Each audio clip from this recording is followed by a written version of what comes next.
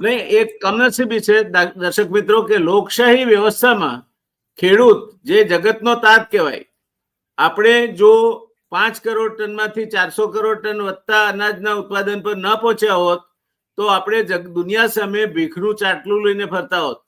અત્યારે રેશનિંગની દુકાનો ધમધોકાર ચાલતી હોત. ઓસ્ટ્રેલિયાની જોવી પણ ન ગમે એવી માઇલો જુવાર આપણા ત્યાં આવતી હોત. અમેરિકાના PL 480 ના ઘઉં આવતા હતા એવા ઘઉં આવતા હોત.